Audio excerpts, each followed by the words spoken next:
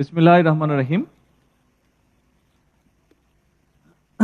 Startup science project and innovation idea showcasing প্রোগ্রামের সম্মানিত সভাপতি, মঞ্চে উপস্থিত সম্মানিত ব্যক্তিবর্গ, আমার সামনে উপস্থিত আমন্ত্রিত অতিথিবৃন্দ, সম্মানিত ব্যক্তিবর্গ, উপস্থিত শিক্ষকবৃন্দ এবং উপরে গ্যালারিতে উপস্থিত ইয়াং সায়েন্টিস্ট,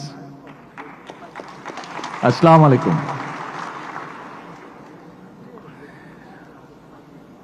আমি একটু আগে ওখানে যখন বসে ছিলাম তো বিভিন্ন জনের বক্তব্য শুনছিলাম, তা আমি তখন ভাবছিলাম যে কি বলবো।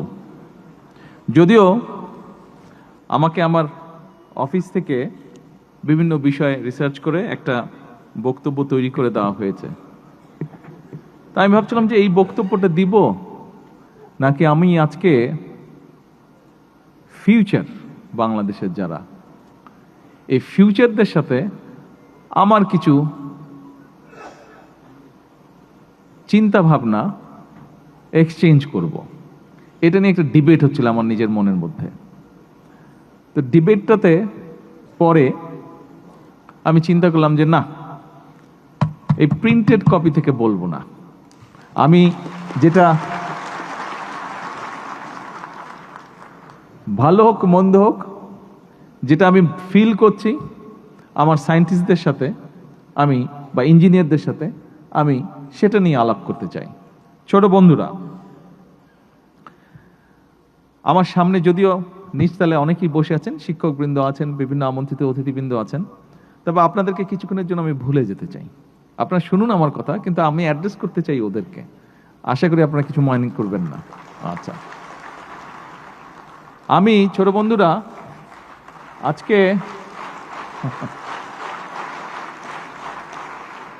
আমি যখন আসলাম এই প্রোগ্রামটাতে, যেখানে তোমরা সব এক্সিবিট করছিলে, ওখানে যখন দেখলাম, তখন কয়েকদিন আগে আমি আর্মি স্টেডিয়ামে গিয়েছিলাম। ওখানে আরেকটি স্পোর্টসের অ্যারেঞ্জমেন্ট ছিল।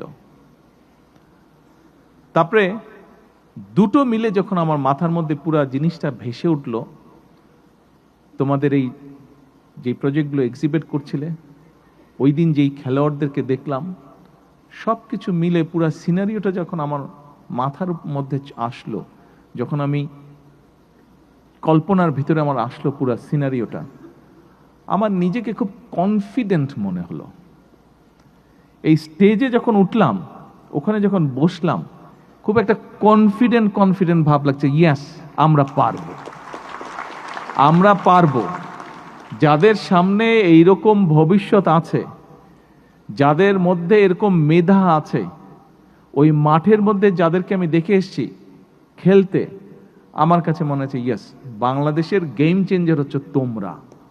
বাংলাদেশের গেম চেঞ্জার আমার সামনে বসে আছে।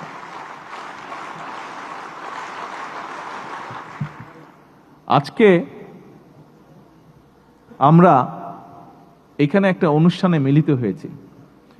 দেখো, এই যে যেই অনুষ্ঠানে আমরা এখানে মিলিত হয়েছি, কয়েকদিন আগে যে অনুষ্ঠানটির কথা বললাম, খেলোয়াড় প্লেয়ারদের ব্যাপারে, প্রাইমারি স্কুলের প্লেয়ার ছিল ওরা, ছোট ছোট বাচ্চা, কিন্তু দুর্দান্ত খেলছে, ফুটবল খেলছে তারা। কেন এই জিনিসগুলো হচ্ছে? এই জিনিসগুলো এই জন্যই হচ্ছে যে আমরা যখনই এরকম একটা হলরুমের মধ্যে এরকম একটা অনুষ্ঠান করি, কোন একটা অনুষ্ঠানে যেখানে বক্তব্য রাখি, লোকজন আসে, বসে, সুন্দর করে কেউ কেউ বক্তৃতা দেয়, বক্তব্য শেষ হয়ে চলে যায়। তারপরে আউটপুটটা কি? আমরা চাই আমাদের কোনো একটা কাজের আউটপুট থাকতে হবে, যেটা ভবিষ্যৎ বাংলাদেশকে গড়ে তুলবে, যেটা ভবিষ্যৎ বাংলাদেশকে সামনে টেনে নিয়ে যাবে, যেটা ভবিষ্যৎ বাংলাদেশকে অন্যান্য সব দেশের সাথে কম্পিটিশনে এগিয়ে রাখবে। তার জন্যই আজকের এই অনুষ্ঠান, তার জন্যই সেদিনকার সেই আর্মি স্টেডিয়ামে অনুষ্ঠান। দেখো, এখানে পুরো বিষয়টা কিন্তু তোমাদেরকে নিয়ে। আমরা যা করতে চাচ্ছি, কম বেশি যেটাই করতে চাচ্ছি, সব কিছু কিন্তু তোমাদেরকে নিয়ে। তোমরা যারা দোতলায় আজকে বসে আছো, তোমরা যারা তোমাদের মতন তোমাদের আরো বন্ধু বান্ধব, সহকর্মীরা, ক্লাসমেটরা যারা সারা বাংলাদেশে ছড়িয়ে ছিটিয়ে আছো, কোটি কোটি, সব কিছু তোমাদেরকে ঘিরে। আমরা যেই কাজগুলো করতে চাইছি সব কিছু তোমাদেরকে ঘিরে, কারণ আমরা আছি, কদিন পরে আমরা থাকবো না, কিন্তু তোমরা থাকবে, তোমরা বাংলাদেশকে সামনে নিয়ে যাবে, তোমরা বাংলাদেশকে গড়ে তুলবে, সেটা স্পোর্টসে হোক, সেটা ইনোভেশনে হোক, সেটা যে কোনো কিছুতেই হোক না কেন, বাংলাদেশকে ভবিষ্যতে সামনে পৃথিবীতে, ভবিষ্যৎ পৃথিবীতে তোমরা নেতৃত্ব দিবে। আমরা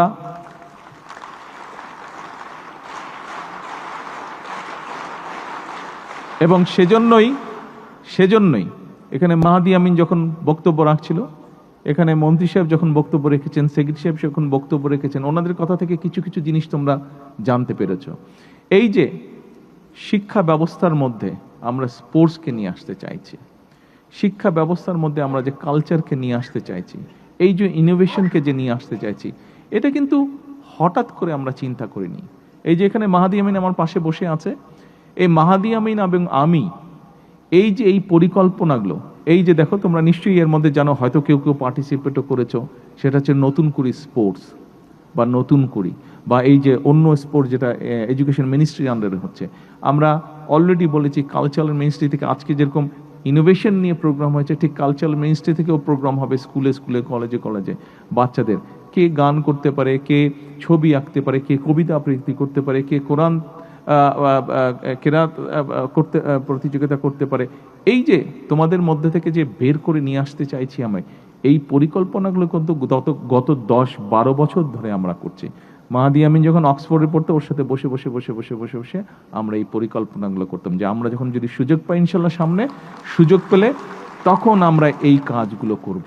আমাদের ভবিষ্যৎ বাংলাদেশকে আমরা কিভাবে সাজাবো, সেজন্যই কিন্তু আমরা সিদ্ধান্ত নিয়েছি, যেটা বললাম ক্লাস 6 থেকে ক্লাস 1 থেকে 5 পর্যন্ত যতটুকু করা যায়, কিন্তু তখন তো বাচ্চারা ছোট থাকে, তারপরেও যতটুকু করা যায়। কিন্তু 6 থেকে 12 পর্যন্ত বাচ্চাদেরকে আমরা যেরকম একটা থার্ড ল্যাঙ্গুয়েজ দিচ্ছি, তোমরা তো বাংলা পড়ছো, বাংলা বলছো, সাথে ইংরেজিও করছো, ইংরেজিটার উপরে আমরা জোর দিতে চাইছি। ইংরেজিতে আরও যাতে বেটার তোমরা বলতে পারো, লিখতে পারো, পড়তে পারো। একই সাথে আমরা তোমাদের জন্য আরও কয়েকটা ভাষা সিলেক্ট করব, যেই ভাষাগুলো মধ্যে যে কোনো একটা শিখলে তোমার একটা থার্ড ল্যাঙ্গুয়েজ জানা থাকবে।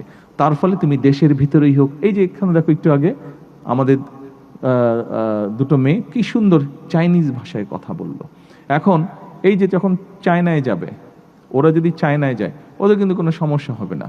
ঠিক তুমি যদি জার্মানিতে যাও, বা তুমি যদি জাপানে যাও, তুমি যদি ফ্রান্সে যাও, তুমি যদি মিডল ইস্টে যাও, তোমার যদি সেই ভাষাগুলো জানা থাকে, তখন কিন্তু তোমার সেটা তুমি চাকরি বাকরি করো অথবা যে কোনো কাজই করো, তোমার কিন্তু সেখানে সমস্যা হবে না। কাজে এই যে ভাষাটা আমরা তোমাদেরকে শেখাতে চাইছি, এরকম স্কুলের মধ্যে আমরা ভাষাটা নিয়ে আসবো। একই সাথে ইনোভেশন তো আছে। আমরা চাইছি যে তোমাদের মধ্যে, এখানে তোমরা যারা আজকে ইনোভেশনের মধ্যে এসছো, এই প্রোগ্রামে এসছো, তোমাদের মধ্যে অনেকেই এরকম আছে, কেউ হয়তো ছবি আঁকতে পছন্দ করো, কেউ হয়তো গান গাইতে পছন্দ করো, কেউ হয়তো কবিতা আবৃত্তি করতে পছন্দ করো, কেউ হয়তো মিউজিক্যাল ইনস্ট্রুমেন্ট বাজাতে পছন্দ করো। আমরা চাচ্ছি তোমাদেরকে এই স্কোপটাও আমরা করে দেবো। আজকে যেরকম তোমাদের ভিতরে ইঞ্জিনিয়ারিং বা সায়েন্টিফিক যেই প্রতিভা আছে, সেটাকে যেরকম আমরা ফুটিয়ে তোলার চেষ্টা করছি, আমরা এটাও পরিকল্পনা গ্রহণ করেছি যে তোমাদের ওই কোয়ালিটি যাদের মধ্যে আছে, তাদেরকে আমরা সুযোগ করে দেবো, যাতে তোমরা ওই কোয়ালিটিটা তোমরা ফুটিয়ে তুলতে পারো। একই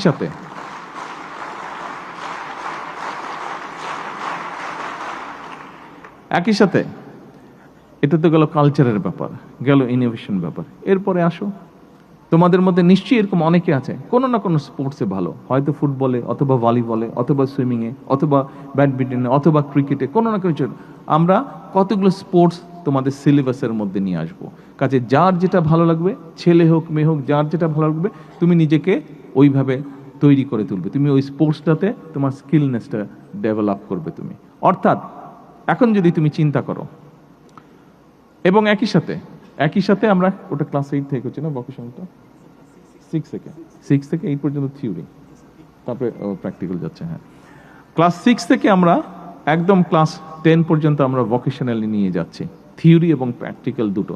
অর্থাৎ এই মাইক্রোফোনটা নষ্ট হয়ে গেল, তুমি যদি জানো এই মাইক্রোফোনটা ঠিক করতে হবে, তাহলে দেখো তোমার এটা একটা এক্সট্রা কোয়ালিটি। কিন্তু এই স্পিকারটা নষ্ট হয়ে গেল, তুমি যদি এই স্পিকারটাকে জানো ঠিক করতে হবে, তাহলে কিন্তু সবাই তোমাকে ডেকে নিয়ে আসবে স্পিকারটা নষ্ট হয়ে গেলে, তাহলে তোমার দেখো এটা একটা এক্সট্রা কোয়ালিটি। কিন্তু তার মানে তুমি নিজেকে দিয়ে চিন্তা করে দেখো, আজকে তুমি যদি আজকে একটা থার্ড ল্যাঙ্গুয়েজ জানো, তুমি যদি ইংলিশ জানো, তুমি যদি ধরো সুন্দর একটু ছবি আর্ট করতে পারো, তুমি একটা কোনো কিছু ফিক্স করতে, ইঞ্জিনিয়ারিং কোনো কিছু ফিক্স করতে পারো, তুমি একটা ভালো মিউজিক্যাল ইনস্ট্রুমেন্ট বাজাতে পারো, তাহলে তুমি এখন চিন্তা করো, তুমি বাংলাদেশের ভেতরেই থাকো, তুমি বাংলাদেশের বাইরেই যাও, তুমি যে কোনো কাউরের সাথে কিন্তু যে কোনো দেশের ছেলে মেয়ের সাথে তুমি কম্পিট করে টিকে থাকতে পারবে। পারবে না? পারবে? তোমাকে যদি এতগুলা সুযোগ তৈরি করে দেওয়া হয়, কে কে পারবে না হাত তুলো। কে কে পারবে না হাত তুলো। আর কে কে পারবে হাত তুলো। দেখো তোমরা সবাই, অলমোস্ট সবাই তোমরা হাত তুলছো। তোমাদেরকে এই সুযোগগুলো আমরা করে দিতে চাই। তোমাদেরকে যদি এই সুযোগগুলো, থ্যাংক ইউ, এই সুযোগগুলো যদি তোমাদেরকে করে দিয়ে তুমি শুধু আগাবে না, তখন কিন্তু সমগ্র বাংলাদেশ তোমার সাথে আগিয়ে যাবে। সমগ্র বাংলাদেশ তোমার সাথে আগিয়ে যাবে। সমগ্র বাংলাদেশ তখন ভাইব্রেন্ট হয়ে যাবে। প্রিয় বন্ধুরা, আজকে কিন্তু এই অনুষ্ঠানে ঢোকার আগে আমি আরেকটি কাজ করেছি। সেই কাজটি হলো, নিশ্চয়ই তোমরা বোধহয় দেখেছো স্ক্রিনে, যারা বাইরে ছিল তারা দেখেছো, ভিতরে যারা ছিল মনে হয় স্ক্রিনে বোধহয় দেখেছো তোমরা। এখানে একটু আগে একজন বক্তব্যে বলেছে যে ওখানে আমি একটা বৃক্ষ রোপণ করেছি, এবং শুধু আমি করি না, আমার সাথে অনলাইনে অনেক, সারা বাংলাদেশে প্রায় কত 29,000 বললে, 29,600 কানেক্টেড ছিল। 29,600টা কানেক্টেড, বিভিন্ন জায়গায় কানেক্টেড ছিল। প্রত্যেকটা জায়গায় প্রত্যেকে দুটো করে গাছ লাগিয়েছে, তিনটা করে প্রত্যেক গাছ লিখেছে। টোটাল কত? 90,000 মতন। টোটাল 90,000-এর মতন গাছ একদিনে লাগানো হয়েছে। এখন আজকে এই যে তোমাদের জন্য যেই সুযোগটা আমরা তৈরি করতে চাচ্ছি, তার এক্সচেঞ্জে তোমাদের কাছে আমি আরেকটা জিনিস চাইছি। আমরা সরকার থেকে তোমাদের জন্য এই যে খেলাধুলার ব্যবস্থা, ইনোভেশনের ব্যবস্থা, কালচারের ব্যবস্থা, এইগুলা তোমাদের জন্য আমরা সুযোগ করতে চাইছি, যাতে তোমরা খুব কনফিডেন্ট হয়ে গড়ে উঠতে পারো। এবং তোমাদের কনফিডেন্স দেখলে, তোমরা কনফিডেন্ট থাকলে আমি কনফিডেন্ট হয়ে যাব, আমার জোর বেড়ে যাবে তখন। কিন্তু তার বিনিময়ে তোমাদের কাছে একটা জিনিস আমি চাইছি, দেবে আমাকে? কে কে দেবে না আগে হাত তুলো। আচ্ছা, এবার বলো কে কে দেবে। তাহলে হাত তুলে দেখো কে কে দেবে। একটা জিনিস চাইছি। আর যারা হাত তুলবে না, বুঝবো যে তারা দিতে চাইছো না। যদি দিতে না চাও তাহলে কিন্তু নিজেরাই ঠকবে। কিন্তু যারা দিতে চাবে না, যেই জিনিসটা চাইছি আমি, মেয়েদের কাছেও চাইছি আমি। এদিকে, এই পাশে, ধন্যবাদ। ওই পাশে, থ্যাংক ইউ। আচ্ছা, জিনিসটা কি? জিনিসটা খুব সিম্পল। জিনিসটা হচ্ছে, তোমাদের সবাইকে প্রত্যেক বছর একটা করে গাছ লাগাতে হবে, একটা করে গাছ রোপণ করতে হবে। আমাকে প্রত্যেক বছর একটা করে গাছ উপহার দিতে হবে। আমাকে দিতে হবে মানে আমাকে ফিজিক্যালি দিতে হবে না। তুমি যেখানে থাকো, তুমি যেখানে মাঠে খেলো, তুমি যে বাসায় থাকো, অথবা যেখানে থাকো, যেই স্কুলে পড়ো, যেই কলেজে পড়ো, ওখানে কোনো এক জায়গায় প্রত্যেকে একটা করে, প্রতি বছর একটা করে গাছের চারা রোপণ করবে। পারবে? এই কঠিন কাজটা করতে পারবে? আচ্ছা, কেন কঠিন কাজটা তোমাদেরকে করতে বলছি? দেখো, কঠিন কাজটা আমি এই জন্য তোমাদেরকে করতে বলছি, এই দেশে তো আমাদের সবাইকে থাকতে হবে, তাই না? তো এই দেশে যদি আমরা সবাই থাকি, তাহলে আমাদেরকে তো বুক ভরে একদম শ্বাস নিতে হবে আমাদেরকে। কিন্তু দেখো, তোমরা তো বিভিন্ন রকম আর্টিকেলস পড়ো। এই আর্টিকেলসের মধ্যে তোমরা নিশ্চয়ই পড়েছো যে আমাদের বর্তমানে জনসংখ্যা বেড়ে যাওয়াতে, গাড়ি ঘোড়া সব কিছু বেড়ে যাওয়াতে, এবং স্বাভাবিকভাবে জনসংখ্যা বেড়ে যাওয়াতে গাছপালা অনেক কেটে ফেলতে হয়েছে। ফলে আমাদের বাতাস কিন্তু অনেক পলিউটেড হয়ে গিয়েছে। আমরা যদি এখন এই মুহূর্তে যদি এটার ব্যাপারে ব্যবস্থা না নেই, তাহলে কিন্তু আমরা একসময় পরিষ্কার বাতাস, বিশুদ্ধ বাতাস কিন্তু শ্বাস হিসাবে নিতে পারবো না। সেই জন্য আজকের এই অনুষ্ঠানে আমরা এত সুন্দর একটা অনুষ্ঠান করলাম, কিন্তু এই অনুষ্ঠানটাকে যদি সত্যিকারভাবে আমরা এটাকে যদি ফ্রুটফুল করতে চাই, তাহলে আজকে এই রিকোয়েস্টটা আমি তোমাদের কাছে করছি। এবং তোমরা প্রতি বছর আমাকে দিতে হবে না, তুমি তোমার নিজের জন্যই কিন্তু একটা করে গাছ রোপণ করবে। তুমিও বড় হবে, গাছটাও বড় হবে। দেখবে গাছটা তোমার সবচেয়ে বেস্ট ফ্রেন্ড হয়ে দেখা দিবে এক সময়। ওই গাছের সাথে তুমি, ওই গাছকে নিয়ে অনেক কিছু তুমি কথা বলতে পারবে ওই গাছের সাথে। তোমরা কথা বলো গাছের সাথে। আমি কিন্তু গাছের দিকে তাকিয়েতেই কিন্তু চিন্তা করি, জানো। আমি এখানে যেখানে থাকি, ঢাকায় যেখানে থাকি, ওখানেও বড় বড় গাছ আছে।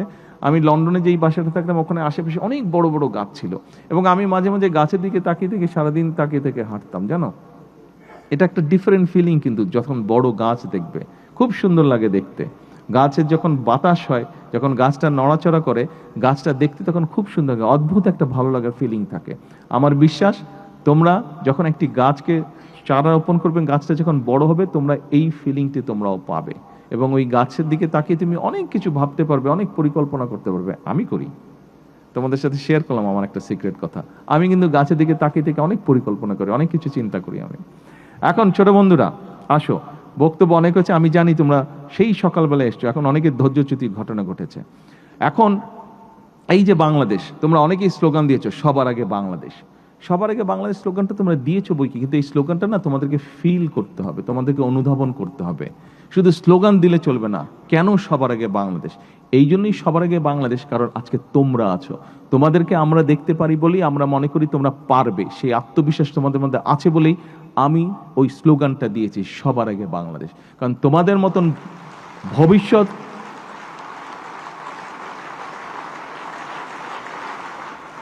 তোমাদের মতন ভবিষ্যৎ যেই দেশে থাকে, সেই দেশকে এত টেনশন করতে না, সেই দেশকে এত চিন্তা করতে না, শুধু দরকার ডিসিপ্লিন। আরেকটা বিষয় তোমাদেরকে আমি বলতে চাই, আমাদের সকলকে কিন্তু ডিসিপ্লিন হতে হবে।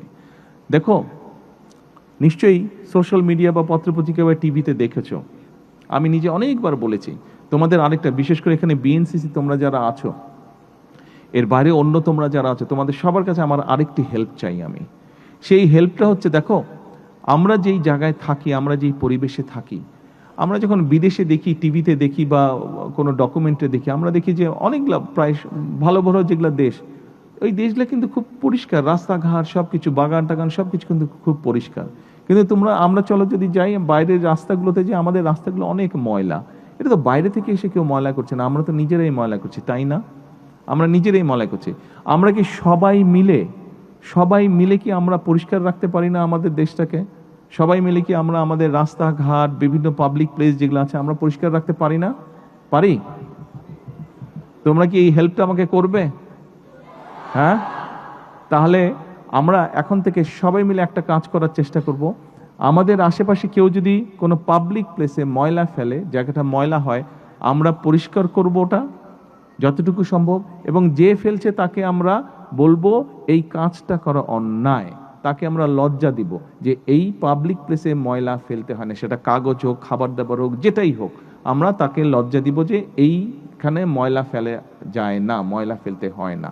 আমরা সবাই একটা সুন্দর বাংলাদেশ চাই, কিন্তু আমরা যদি চেষ্টাই না করি, কেমন করে বাংলাদেশ সুন্দর হবে? কিন্তু চেষ্টা তো তোমাদেরকে করতে হবে। আমাদের কিন্তু মোটামুটি দিন শেষ হয়ে যাচ্ছে, আমার 60 বছর বয়স হয়ে গেছে, দিন শেষ হয়ে যাচ্ছে। সময় এখন তোমাদের, সামনে ভবিষ্যৎ তোমাদের, দেশটা গড়ে তুলতে হবে তোমাদেরকে। আমরা হয়তো চেষ্টা করতে পারি, শুরু করে দিয়ে যেতে পারি, কিন্তু এটাকে চালিয়ে নিতে হবে তোমাদের। কাজেই দেশটাকে যদি পরিষ্কার করতে হয়, আমরা যদি শুধু বলে থাকি সিটি কর্পোরেশন পরিষ্কার করবে, পৌরসভা পরিষ্কার করবে, দেখো তুমি যদি নিজের বাড়ির কথাও চিন্তা করো, তুমি যেই ঘরটাতে থাকো, ওই ঘরটাতে বাসার সবাই এসে যদি ময়লা করে, তুমি তাহলে কতবার পরিষ্কার করবে? তুমি কি প্রতিবার পরিষ্কার করতে পারবে? পারবে না। কিন্তু সবাই মিলে যদি পুরো ঘরের সবগুলো ঘর যদি আমরা পরিষ্কার রাখি, তাহলে তো বাসাটা পরিষ্কার থাকছে, তাই না? ঠিক দেশটাও এরকম, দেশটা আমাদের যেহেতু সবার, আমাদের সবাইকে মিলে পরিষ্কার রাখতে হবে। আসো, আমরা যদি পরিবেশটাকে ঠিক রাখি, আমরা যদি ঘরের মতন করে নিজের এলাকাটাকে পরিষ্কার রাখি, আমরা যদি নিজের ঘরের মতন আশেপাশে আমাদের বাসা বাড়িতে যেরকম মোটামুটি সুন্দর গাছ লাগানো থাকে, এইভাবে যদি আমরা গাছের সংখ্যা আরও বাড়াতে পারি, তাহলে কি হবে? আমাদের পুরো পরিবেশটা ফ্রেশ হবে, এবং সেই সুন্দর পরিবেশে তোমরা বসে আরও নতুন নতুন ইনোভেটিভ জিনিস তোমরা চিন্তা করতে পারবে, নতুন নতুন ইনোভেট করতে পারবে, তোমরা জিনিসপত্র তোমরা বানাতে পারবে, এবং নতুন নতুন পরিকল্পনা করতে পারবে, যেটি তোমাদের উপকার হবে, যেটি দেশের উপকার হবে, যেটি দেশের মানুষের উপকার হবে। প্রিয় বন্ধুরা, আজকে এখানে যারা তোমরা এসছো, যারা জয়ী হয়েছো, যারা জয়ী হওনি, সকলকে আমি আন্তরিকভাবে ধন্যবাদ, শুভেচ্ছা জানাতে চাচ্ছি। একই সাথে যারা প্রাইজ পেয়েছো তো পেয়েছো, যারা প্রাইজ পাওনি, যারা 1 থেকে 10-এর মধ্যে আসতে পারোনি, প্লিজ তোমরা কিন্তু হতাশ হবে না। প্লিজ তোমরা তোমাদের সেই উদ্যম কিন্তু ছেড়ে দিলে চলবে না, বসে গেলে চলবে না। তোমাদেরকে নেক্সট ইয়ারের জন্য তোমাদেরকে আবার উদ্যমী হতে হবে, নেক্সট ইয়ারের জন্য তোমাদেরকে আবার তৈরি হতে হবে। পারবে? হ্যাঁ, পারবে? Very good, very good. একই সাথে আজকে যারা শিক্ষক আপনারা এসছেন, আপনাদেরকে বিশেষ করে আমি আন্তরিকভাবে ধন্যবাদ জানাতে চাই। দেখুন, আপনারা শিক্ষক, আপনারা যদি এদেরকে, এই বাচ্চাগুলোকে আপনারা যদি ঠিকভাবে ডাইরেকশন দেন, তাহলে কিন্তু দেশটা ঠিক ডাইরেকশনে যাবে। আপনারা কিন্তু মানুষ গড়ার কারিগর, আপনাদের উপরে কিন্তু অনেক কিছু নির্ভর করছে। আমি জানি এখানে পুরস্কার দেওয়ার সময় একজন শিক্ষক তার স্কুল বিল্ডিংয়ের কিছু সমস্যার কথা বলছিলেন।